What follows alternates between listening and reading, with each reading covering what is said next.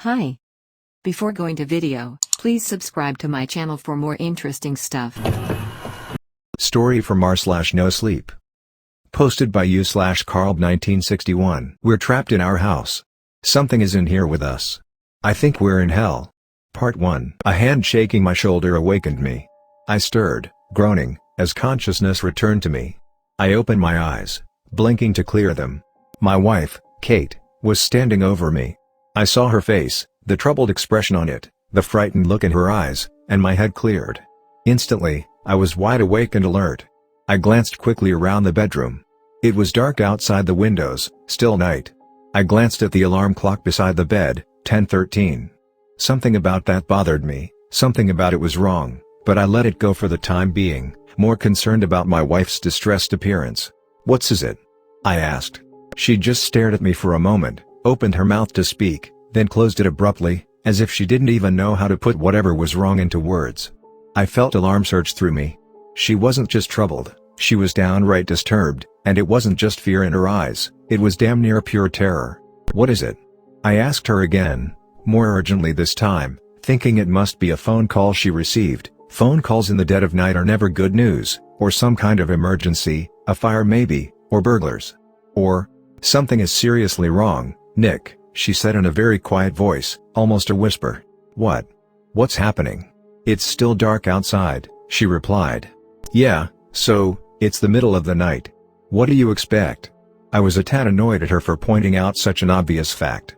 It's probably one of the few truly dumb things I've ever heard Kate, who is a fairly level-headed, intelligent woman, say.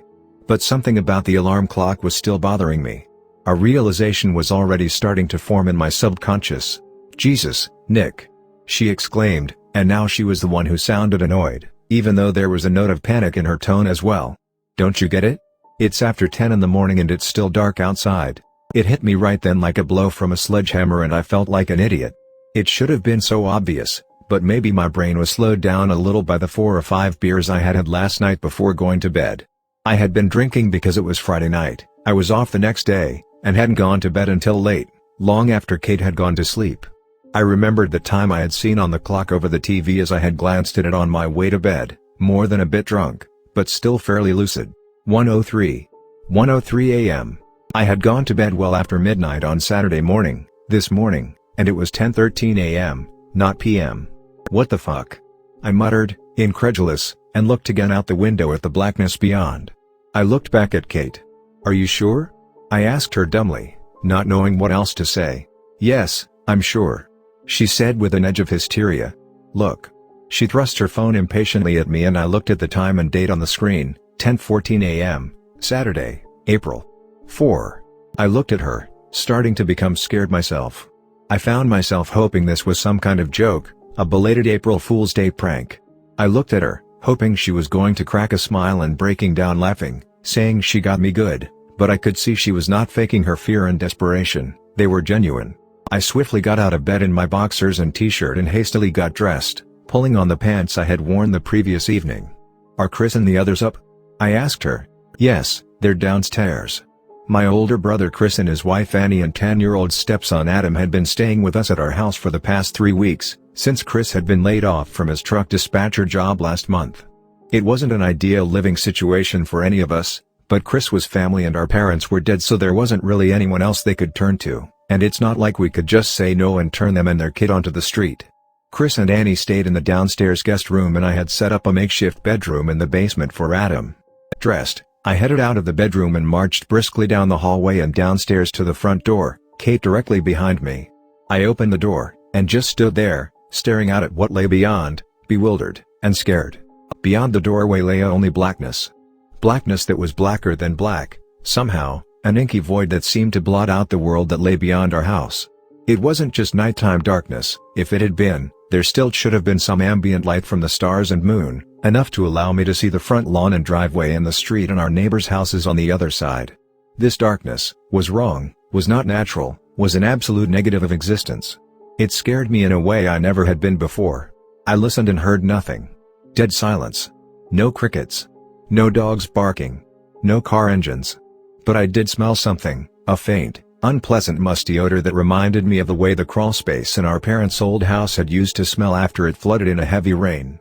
I looked down, and saw something else that sent a chill up my spine. The light from inside the house should have been spilling out beyond the doorway onto the front porch outside, but wasn't. The light stopped in a neat line right at the threshold. On impulse, I turned and headed for the kitchen, stepping past Kate, who called after me, "Where are you going?" I didn't answer her. I opened a drawer in the kitchen and grabbed the big 4-battery flashlight where it lay along with some emergency candles and a box of matches. I returned to the open front door and clicked on the flashlight, aiming it out into the dark. The powerful beam of light did not penetrate the blackness, did not reveal what lay hidden within. It seemed to fall short, seemed to somehow be absorbed by the impenetrable thick wall of solid darkness. I lowered it with a trembling hand. I stepped as close to the doorway as I dared, cupped my hands around my mouth and suddenly shouted at the top of my lungs, "Hello? Is anyone out there? Can you hear me?" Out of the corner of my eye, I caught Kate flinching slightly at my unexpected shouting. My voice had sounded weirdly muffled as it passed beyond the doorway, the way your voice will sound when you try talking with your mouth pressed against a weighted-up bunch of clothing. My voice, like the light, was also being absorbed by the heavy, oppressive blackness that surrounded our house. I briefly considered stepping outside, but just the idea of taking one step over the threshold filled me with an overwhelming wave of existential, soul-crushing terror. I somehow could sense instinctively that if I went out into the darkness I would be lost, would never return inside. I stood there, staring out into the lightless nothingness for several long moments. "What the fuck is going on here?" I said quietly, more to myself than to my wife. "Close the door, Nick," Kate begged behind me. "Please." I did. I stepped back from the front door, my mind whirling. I couldn't make sense of what was happening, couldn't even postulate on what could be causing it. A tempting possibility occurred to me, maybe this was just a bad dream. Only one way to be sure. I turned to Kate. "Slap me." She gave me a confused look. "What?" "Go on, do it. Slap me. Hard as you can." She obliged. Whack. "Ow!"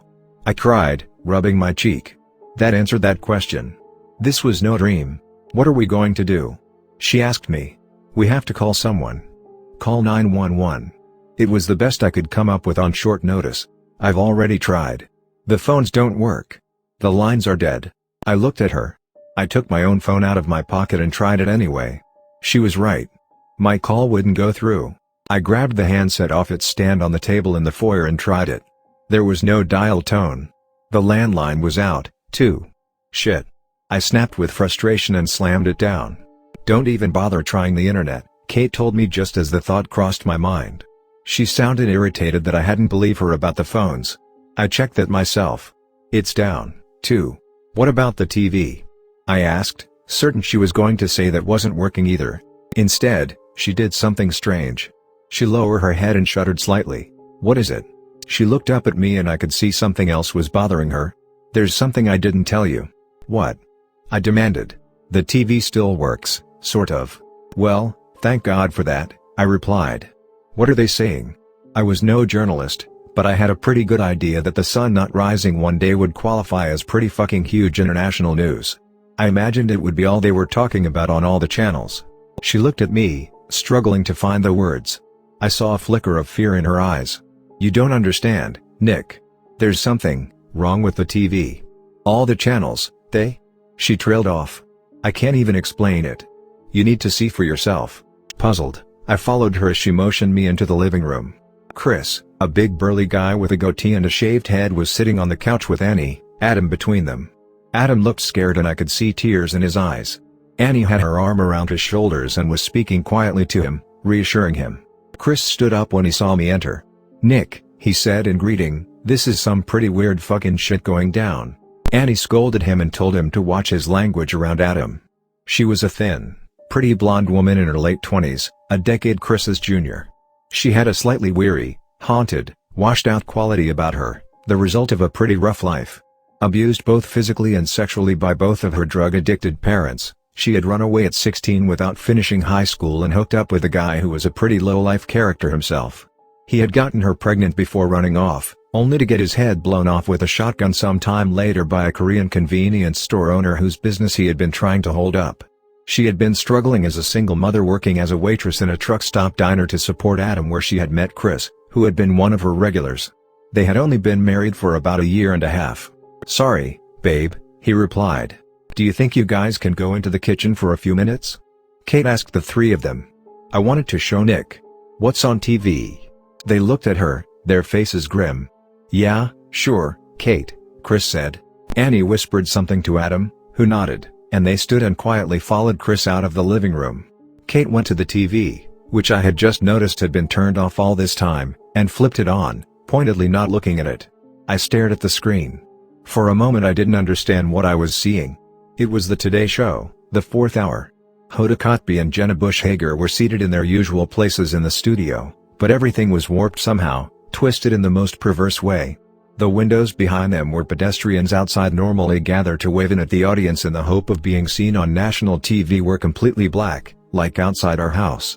Both Hoda and Jenna had twin trails of blood running down their cheeks from their eyes like tears, and they were both smiling grotesquely exaggerated grins that bared their teeth like grimaces of agony. Then I heard what they were saying. "Hoda, the streets are running delightfully red with the blood of the transgressors who so gleefully cavorted and fornicated in the excesses of their own shallow, stupid gluttony and sense of righteous piety and want. There are trees that weep and rocks that whisper the hungry secrets of mankind's most insipid desires, then glean to behold a call of virtue in the face of their own hypocritical lust for the higher knowledge of wealth and NASA's top secret missions to hide Starbucks enemas in the school lunches of America's less privileged elementary school students. Crass commercialism and the brainwashing of the impressionable minds that strive to reach a transcendental state of perfect awareness so that we can all stop fucking our dead grandmothers and stuffing our faces with Fritos and watching reruns of Happy Days long enough to hear the true calling of this greater voice that beckons us, that tells us that we too can one day own a Tesla of our very own." The audience clapped and laughed uproariously at this gibberish. I watched, dumbstruck with shock. I couldn't believe what I was seeing and hearing. "Jenna, that's so very becoming, Hoda. Because I too see the floating dead corpses of aborted fetuses in the shallow streams of pollution from the nuclear power plants that so gloriously stand as idols to humanity's impudent conquest of the natural chaos that dictates the universe. The cold, crushing vacuum of space in which we, meaningless, trivial insects we are, float on an insignificant speck of dust amidst the cosmos. Eat Big Macs. But seriously, Hoda, seriously, it is a very good day, a very golden day. A day for going down to the beach with that girl you kidnapped from the parking lot of Dunkin' Donuts and have been keeping prisoner in the basement of your fucking comb slut of a mother who is too busy snorting meth and having a train run on her by the 20 Klansmen she met while donating blood at Bed, Bath and Beyond, and secretly plan to poison the water supply of Peru to realize what a twisted fucking freak her bastard offspring of a son is and have been using as a sex slave, and going down to the beach littered with the countless bones of the martyrs who died worthlessly so that we can all stuff our faces eating the flesh of unborn children ground up and processed into happy meals, in the ocean red with the blood of the billions who suffer for our wanton need to dance and masturbate while watching snuff films and listening to Lady Gaga. A good day for going down to the beach and committing group suicide. Hell, yeah. Out with the old, in with the blue. Another eruption of applause and laughter from the audience. Hoda, but seriously, Jenna, seriously, these are great times we are living in, the best of times, the cursed of times, the end of times. Time to wash your car and clean your hair and put the barrels of that shotgun in your mouth like you've been looking forward to doing all year since you caught your wife in bed with Charles Manson and they force-fed you the liver of your own 5-year-old son before sodomizing you with his severed foot and making you lick it clean of your own shit and closing your eyes and pulling the trigger and blasting off, away from this shit planet of pain and suffering and endless Marvel comic book feature film adaptation spin-offs, and blasting off into the great unknown. Taste the rainbow. Snap into a Slim Jim. Pop culture and Pop-Tarts and popcorn, and pop goes the weasel, pop pop pop pop. Jenna, and now Al's going to give us the weather. The camera cut to Al Roker standing beside his weather map, but instead of a green screen with the US outlined on it and a map of weather patterns across the country with the highs and lows, it showed only black and white Holocaust footage, emaciated Jewish concentration prisoners and mass graves and piles of dead bodies and Nazis performing executions. Unlike Jenna and Hoda, Al Roker was not smiling. His face was a rictus of horror, his eyes wide and blank and vacant. His eyes were also leaking blood down his cheeks. He gestured to the screen as he spoke in a calm, mellow voice. "You got it, Jenna. As you can see here, today's going to a wonderful day for rape and torture and subjugation, a wonderful day for castration and mutilation and flagellation, asphyxiation, celebration, self-immolation, accusation, A wonderful day for drinking a bottle of drain cleaner while listening to the Beatles singing All You Need Is Love while the kids drill your brains out with the cordless Black & Decker they got you for Christmas after setting a homeless man on fire. A wonderful day an exorcism or two. A wonderful day for a witch burning. A wonderful. I couldn't stand to listen to any more. I grabbed the remote and pushed the mute button. I felt dizzy, numb, unreal. I tried to comprehend the insanity I had just witnessed on the TV. "Nick," Kate asked me, her voice low and scared. "What's happening here?" I looked at her. I shook my head helplessly. "I don't know," I told her. Thanks for watching. Please do like, share, comment and subscribe for more videos.